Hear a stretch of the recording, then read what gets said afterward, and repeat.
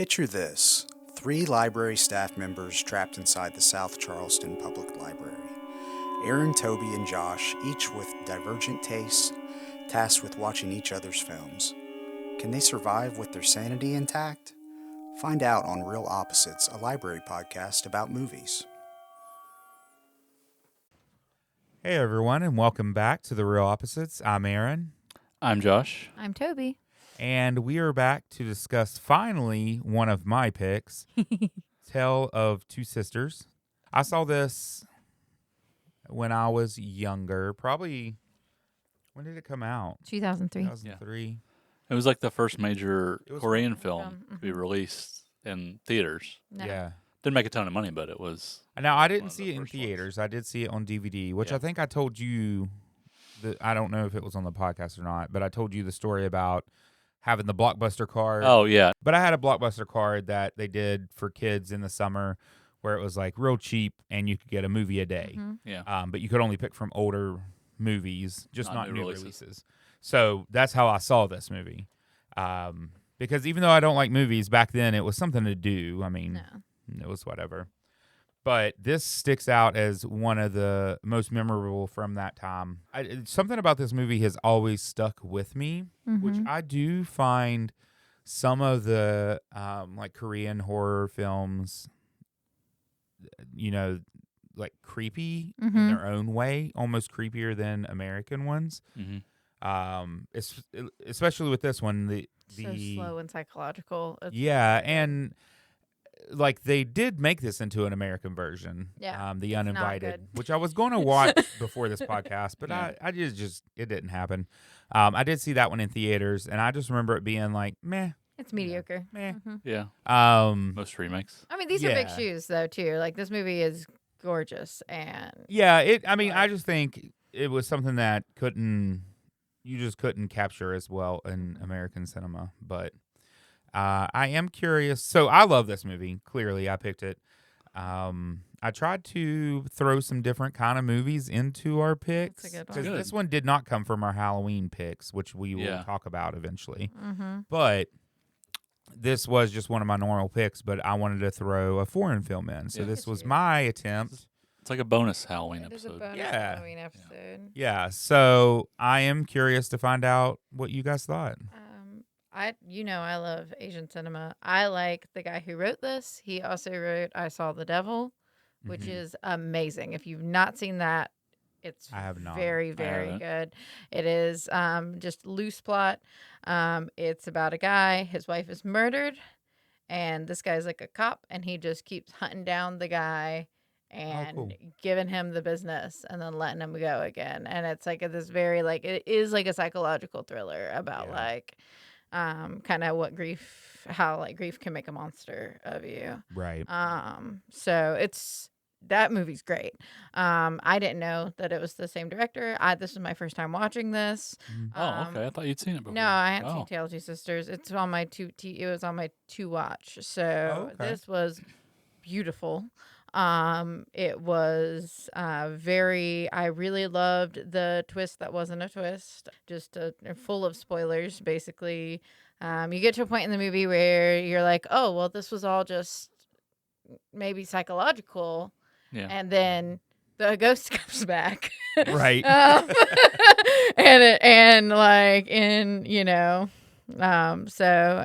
the girl that played the mother was incredible. The stepmother? The stepmother. Just being able to like kind of play both the fictional version of the stepmother and then the actual stepmother. Right. Because like there's like some simmering villainy in the actual stepmother, but there's like actual active villainy in the imagined stepmother. Like Yeah. so like I don't know. It was this one. I love this one. That was great. It was a really good pick. Awesome. Solid, Aaron. Well, I saw it back at this. This was a point where I was like really into pretty much any foreign film that Mm-hmm. I'd heard about. I would Okay. watch, and I remember really enjoying it. I bought the DVD when it came out, and I haven't seen it since. So Yeah. it was almost like watching it for the first time. Like there was some stuff that came back, some of the images and just the feel. Mm-hmm. I do enjoy it. I wasn't over the moon, maybe as much as I was back then. For one thing, even though it's Korean, it feels very much like a Japanese Mm-hmm. horror film. So I'm going to compare this a little bit to your favorite movie, Mulholland Drive. Oh, Oh. woo! Ooh. A Tale of Two Sisters kind of gets it in its own way a little bit. Mm-hmm. I think it kind of loses the plot by having too much plot. I can see that. I know what you're saying. You know what I I mean? can see what you're saying. I would have liked, and I was reading some of the trivia, and actually there was quite a bit that was cut out of the movie. Mm-hmm. Some of the best acting sequences, according to the director. I think, like Mulholland Drive, like feels like a dream. Like it feels like when I watched it, like almost like an out of body experience. Like the whole movie feels like a lucid dream, like a lucid dream. And I think part of that is because there is no central kind of like resolution or ABC plot or Right. flash. I mean, you get flashbacks, but it's all like, is it a flashback or is it a dream or what? Because that's how dreams are.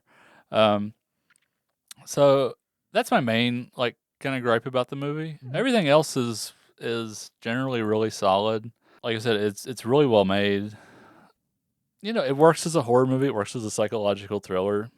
I just think it has too much plot, and maybe like a few too many like ghost haunting kind of cliches. I think Yeah, but I feel like they would have felt less cliche at the time it came maybe. out. Maybe. Well, I mean, a lot of them feel like maybe like from the original Ringu or Yeah. the was the Japanese one called The Grudge too, or was it just Anyway, anyway the Japanese Grudge? It's like it is. it's a different. It's It's a different name. title. Yeah. But basically like that. Like, I mean, it is what it is. Like, it's a product of its Right. time, and it's fine. Right, I'm just exactly. saying, like, it just kind of dilutes some of the originality Yeah. that is there in the movie. I think, and and I think it is. And I think it is very like potent and emotional too. Yeah. Especially by the end, I think it really works. Oh, yeah. It works really well. Mm-hmm. Those are really just incidental gripes. Well, on my I part. do think I can see kind of that. Like, there's that very stereotypical. But I mean, it's based on folklore, right? So maybe they just wanted to pay homage to like those very stereotypical Japanese ghost, so to speak. Mm-hmm. Or the one thing I was like, I did not understand why we did it this way was the essentially skinless body that's seen a couple of times, and it's like it didn't really fit with the way anyone died. Mm-hmm. Yeah. It didn't really like feel like the ghosts that are supposed to be haunting us. Yeah. Right. It's much more much more horrific. That was kind of confusing. Yeah. But, I guess I didn't think much of it, but I definitely can see where you're coming from with a lot of plot.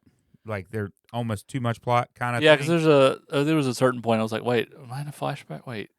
Yeah. I got Well, so I loved this when I'd seen it when I was younger. So I was really excited to watch it, as an adult and see how I felt about it. And I remembered this movie in a certain way. Mhm. And I understood it a certain way back then. But watching it this time, I did still love it. I'm a big fan of this movie. It does have a lot going on. Mhm. Yeah. And I didn't realize all of the story when I had watched it when I was younger. Before, yeah. Oh, yeah. So I had missed out. So it almost was watching another movie. But you do have a lot because you have Sumi that, has the issues with split personality, basically. Mhm. Yeah. She has a mental breakdown. She has split personality. The way I remember it from when I was a kid was that, she, in my head, she had killed her sister. I don't know where that came from. Mm. She just But blames herself. It's just it's the blaming of herself. I see that, but you have that. You have her becoming the sister. You have her becoming the stepmother, Mhm. Yeah. and then you have the actual story of the death of the mother, the death of Sumi, evil stepmother plot, Mhm. and the Yeah. whole. She wasn't she was fine with the girl dying kind of thing, and just there's a lot going on. There is. I mean, it's kind of like you can. It benefits to watch it a couple of times, maybe, and take notes. Oh There were yeah, a couple really beautiful things I noticed with the stepmother. That's my favorite part of this movie. Mhm. This is not a look away from it movie. Like, Oh, you not at all. cannot do something else and watch this. Not If at you have all. ADHD, just turn off the lights and Yeah. focus. Like, put your phone away, off. Like, just 100%.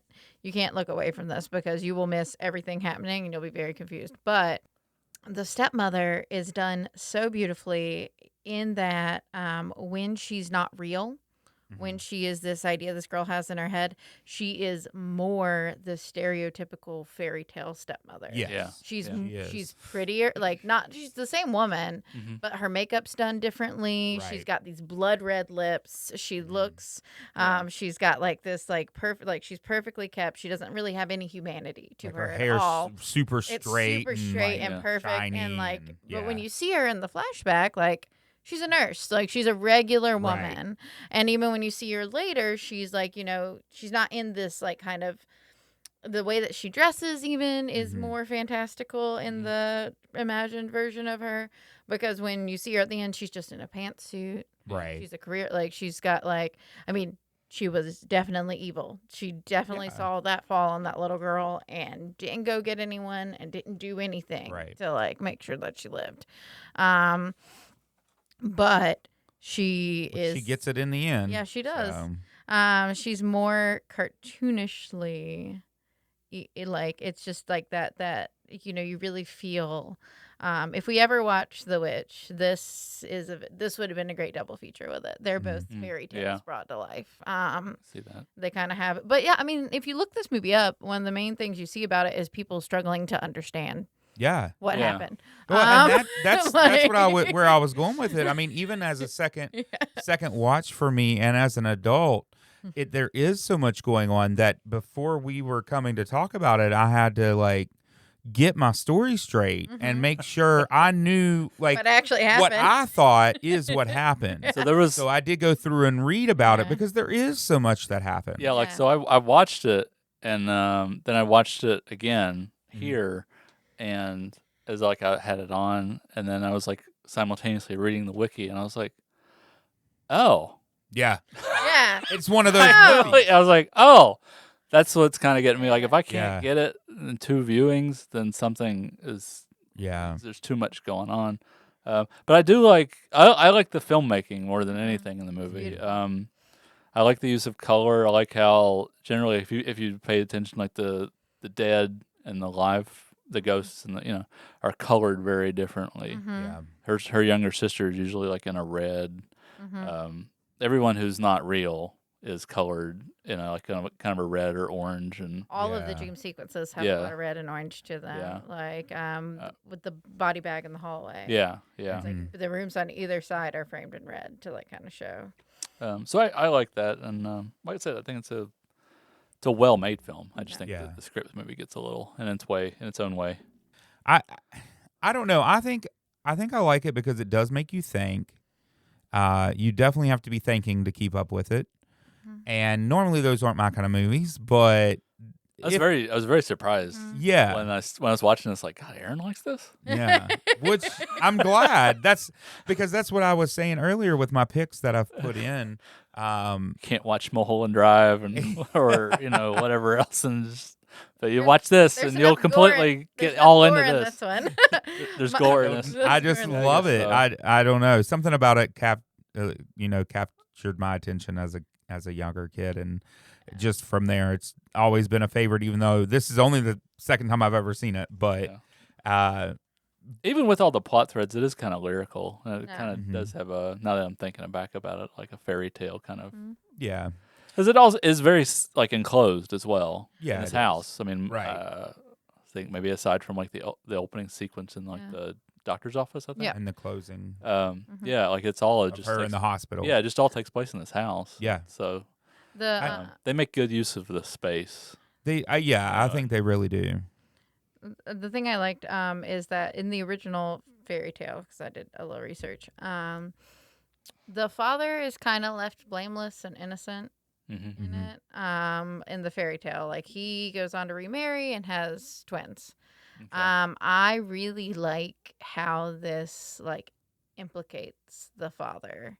Mm-hmm. And Yeah. like there are long scenes where you're just watching him ignore or like be negligent, and like in some ways, like even though the blame is not going from the daughters onto him, like as an adult watching this, you're like you blame him, Right, right? right. Which a lot of times in especially like that like I was reading an article about a Korean folklore and how like a lot of times like even if the men have evil roles, they're kind of left blameless. Mhm. Yeah. So they really tried in this movie to like show like a parent letting a new spouse abuse or harm their children. Right. Yeah. And just being complacent in it because he has his new wife. So I love the seizure scene. That was gorgeous, and the way that parallels the way Yeah.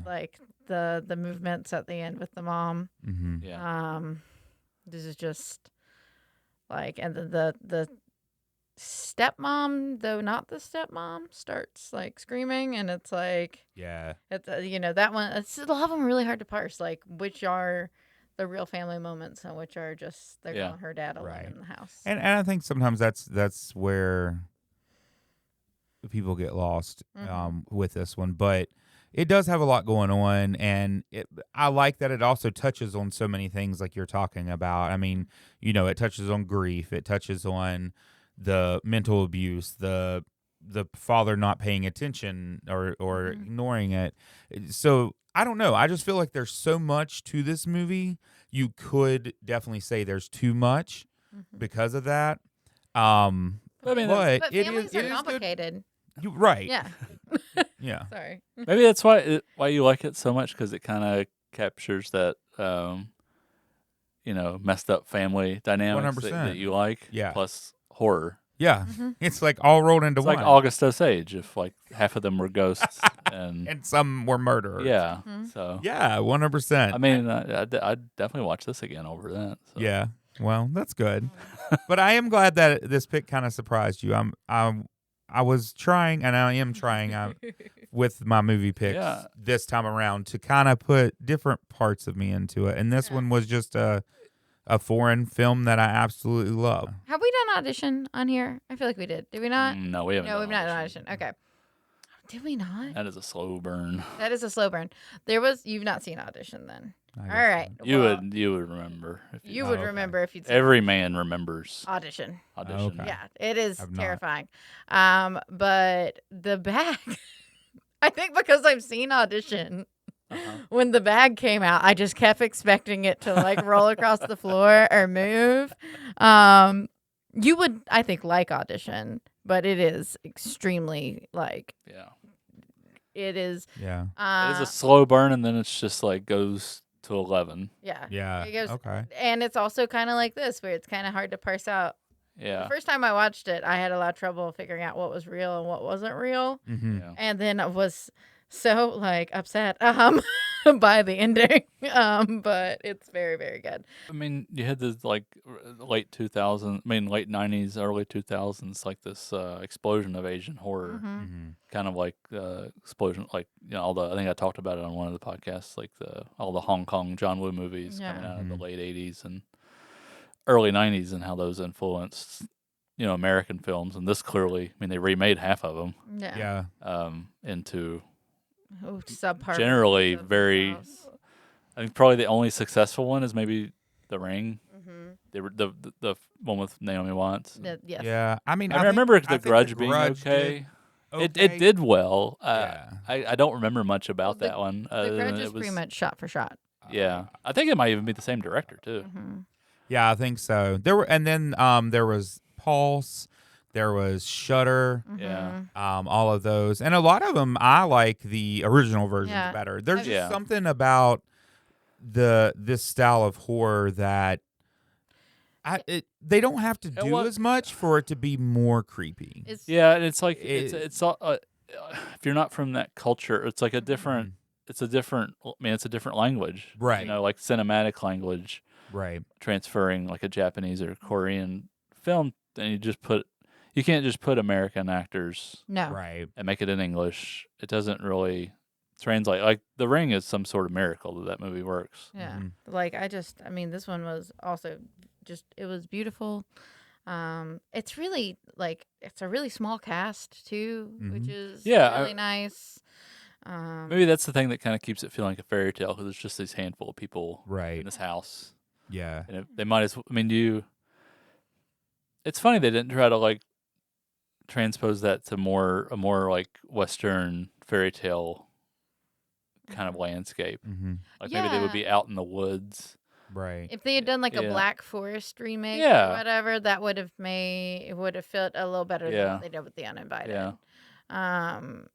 Like, because I don't know, the twist of this is great, but it's not particularly groundbreaking. Like, I mean, No, I mean, what's by real, what's not real. you'd kind of seen that, like Mhm. Right. oh, she was a ghost.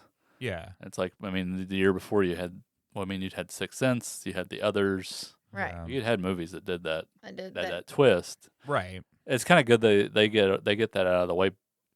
Well, like about halfway through the movie or Yeah. something like that. Yeah. So it's not like some Big secret. big reveal you're waiting on. Right. Whereas like you're watching Sixth Sense is like really good because it's like if you just went in cold like I did the opening weekend, like I mean, unless you really really caught on to this stuff, you don't know it's coming Right. Yeah. until it's a very slow realization.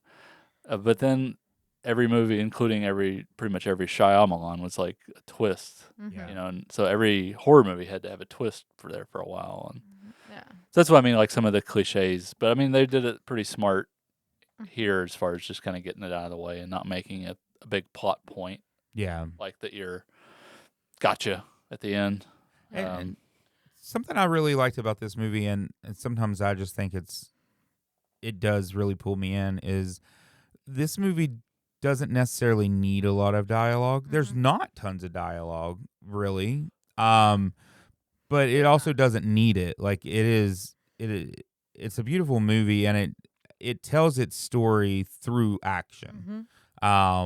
Yeah, I mean, honestly, you could remove the dialogue and pretty much get it. Well, like the moment where the girl grabs the stepmother at the end is so, like, to me is like super powerful because that's her guilt talking, right? Like that's the girl feeling like these deaths were her fault, right? And she's trying to prevent a final one. Yeah. And like, but the stepmother takes it as like, a moment of blame, which it is kind of both, but like that moment where she's just trying to hold her there. Yeah. Is like, that's super powerful. This one's good. I mean, I don't know. I just feel like the visuals and the way they tell the story through the cinema a part of it yeah. No, is great. That's what I appreciated most was just the filmmaking on its own. Yeah. Like, it's really pretty. it's really well done. Like it's a even though I mean it's based on a fairy tale, but it is purely cinematic. Mm-hmm. And it does work really well as a film, Yeah. which I can't say for a lot of things that pass as movies. Well, also, Yeah. like, I thought you were going to say, which I can't say for a lot of things that you pick. Talking about me. well, like a lot I'm trying to be nice.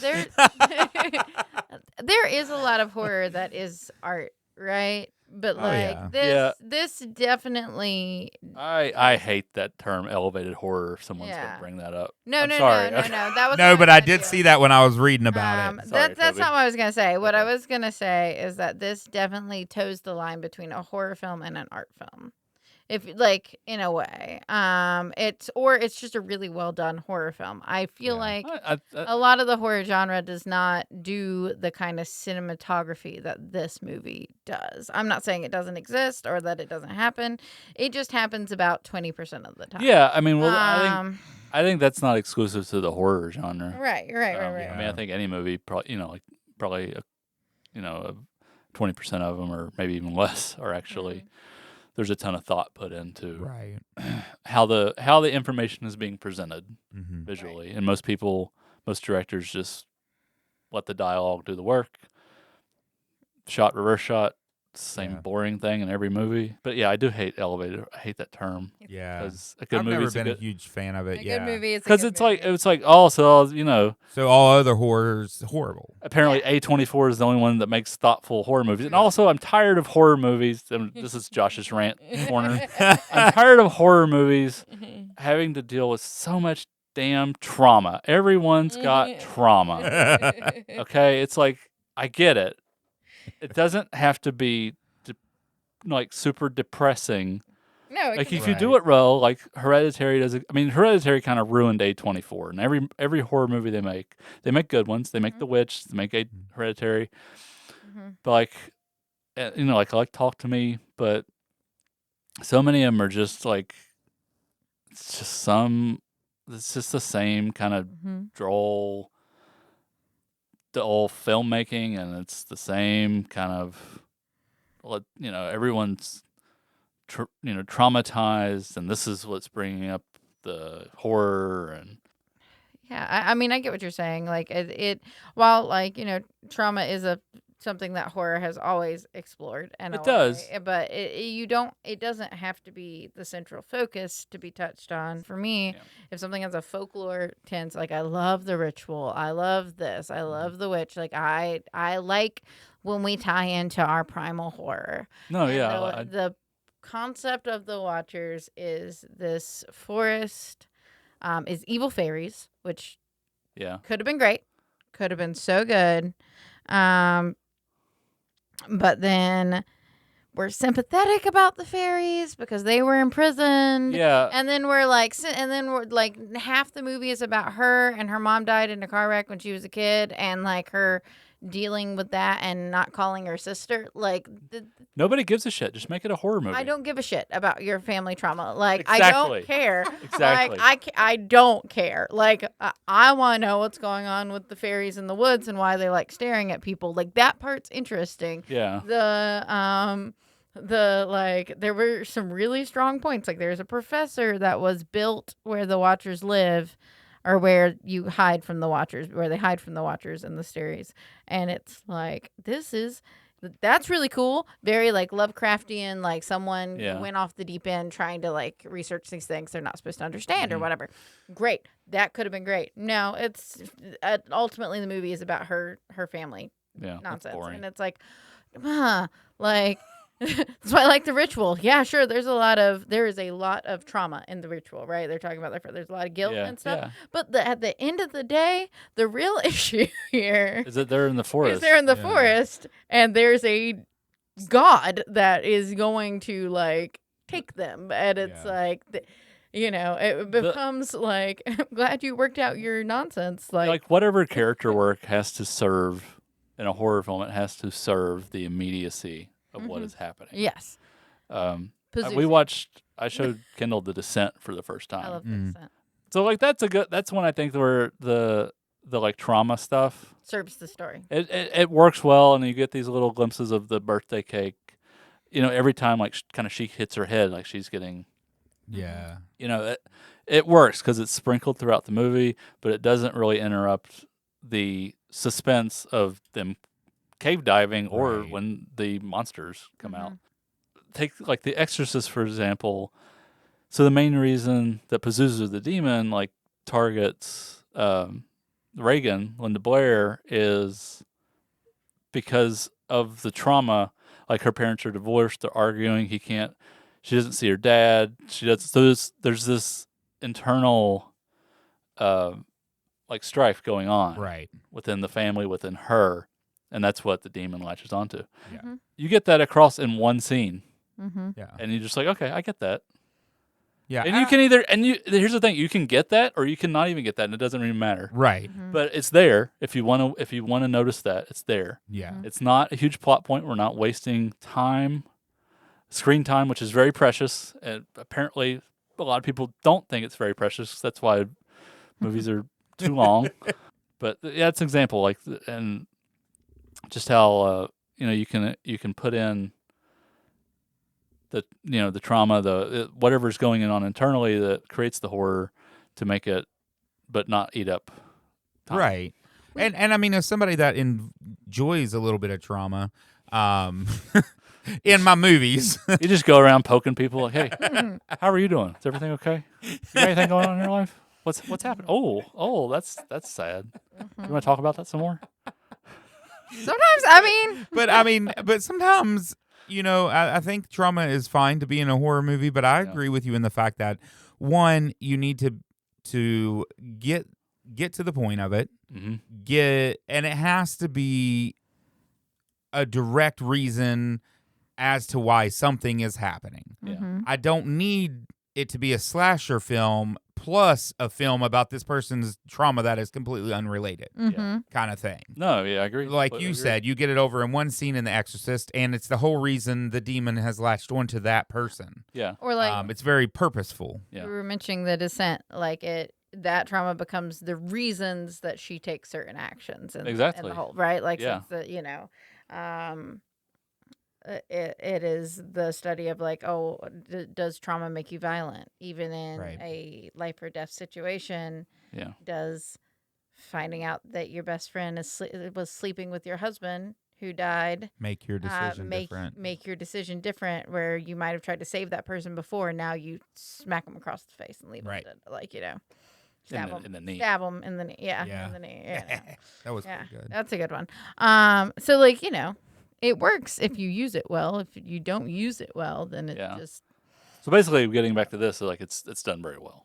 Yeah, Yeah. I think so. I think the trauma is necessary because it's basically what the movie's about. But at the same time, It doesn't get in the way. it doesn't get in the way. no. They like what's going on internally and inside of her, especially once you realize what's going on. Mm-hmm. It doesn't detract. I mean, it just makes the film better. Right. Yeah. So I mean, aside from like there just being a little too much. Yeah, there's just a lot to understand. Yeah, I A mean, lot like to realize what's going on. I mean, every movie in general, not every, well, a lot of movies are worth watching more than once. This is definitely one of them. Yeah. But you should still be able to kind of like follow Right. And, the first time. But Yeah. I mean, I did, but it's just like, oh yeah, that I missed that yeah. somewhere along the way. And that's what I was saying when I was younger, I thought she killed her sister, but really it was just her guilt about her sister that but at a younger age I just didn't get that. Yeah. So it made it like a whole new movie to me this time, and I loved it, and I definitely want to start watching it more often. Yeah. I think it is one of those things that will only get better with watching. The more you watch it. I do think also, I mean, there could be something that we miss, maybe, I don't know, because we're not of the culture this Yeah, movie is no, from. Well, I yeah. definitely I agree. And so there might be things that are more clear in terms of like, Culturally. knowing about the fairy tales that's coming, knowing like Right. more of the tropes and familial relationships and stuff that we may not Yeah. get. One. That's true. Yeah. I didn't even think of that. Yeah. Like, I mean, it could be things that are just taken for granted about the way people's behaviors are. Right. Yeah. Like, And that might be why the American version didn't work as good. Like, I mean, I remember it being okay, but I remember it wasn't advertised as a remake, and I was halfway through, and it was like a scene they had done scene for scene. Yeah. And I literally pulled out my phone and Googled it right then because I was like, I've seen this movie. And once I realized it was a remake of Tale of Two Sisters, it was disappointing. yeah. Like, it was going okay. I was like, meh. It's one of the meh horror movies. I was just glad that there was a horror movie to go see in theaters at the time. But once I figured out it was a remake, it was a disappointment. And I watch it, to speaking of too long, this one was fine. I watch and it was slow, and it was still fine. Like, it was like This one? yes, it was Yes. slow, but not and I don't mean that in a bad It's way. steady. It was contemplative, I guess. Yeah. Yeah. Contemplative. Was That's kind how I of always me. say, like, if a movie is slow on purpose and for a reason, I don't mind that. Right. I don't want it to be slow just because you're dragging it out. Right. This is slow because that's just the burn of the type of horror. Anymore, I watch movies at 9:30 at night mostly, and I want an hour and a half so I can go to bed at 11. And I can't find anything anymore. And the fact that I can't find genre horror movies, which is 90% of what I watch, that are under 90 minutes is very concerning to me. Yeah. Like, you don't need that much time for a horror movie. You don't. No, it's No. amazing. I know Like- we talked about we did a podcast on American Werewolf, Just think of how much Yeah. movie they cram into 92 minutes. Yeah. Right. How- But that's how it should be. That's how it should be. Like, Especially with horror. I yeah, feel yeah. like. Horror doesn't need to be stretched out. horror and comedy, like, generally need to be 100 minutes or less. Yeah. Every once in a while, you get away with like The Exorcist, The Shining. It's a really slow burn. It's a really Yeah, this is under 2 hours. Yeah, I mean, I think it's Yeah. just like an hour and 45 minutes or something. Yeah. Like it's a normal length. It's fine. It's this nice, steady, like falls into a rhythm. Mm-hmm. Has its slow points and then kind of ratchets up a little bit, and Yeah. it's really good. It's done so well that it's stuck in my teenage brain. Mm-hmm. It's a beautiful movie that has stuck in my head for this long. So to bring it to the podcast and finally, I've never known anybody that's seen it. I've never been able to discuss it. Yeah. So to bring it to the podcast and you guys enjoy it and us actually be able to talk about it, I don't know. I just really enjoyed it. Mm-hmm. So thanks for that. Well, thanks for picking it. That was Yeah. solid. All right. So next two episodes, we're going to do something special for the spooky time. As you probably all know that we love it. So we couldn't just do 2 episodes of one movie. So we're going back kind of to our old format. And on October 15th and the 31st, we're going to release the November 1st one a day early for Halloween. We are going to do horror movie double features. So each of us have put into a separate awesome movie generator some picks specifically for this. So that is what we'll be drawing for the next episode. Yeah. And I guess it's that time. All right. Exciting. And it's not mine. All right. Ooh, but I'm excited about this one. Late Night with the Devil and When Evil Lurks. That one's mine. Those are possession movies of the last 2 years. Late Night with the Devil was a lot of fun. That's the one I've been wanting to see. That I really so enjoyed that. I am super excited. And we have that on DVD here in the library, All and right. we do have When Evil Lurks on Blu-ray at Okay. the library as well for you to check out. So that's going to be our movies for next time. Toby's picks, and they were possession movies of the last 2 years. Late Night with the Devil and When Evil Lurks. But until then, I'm Aaron. I'm Josh. And I'm Toby. And this has been The Real Opposites.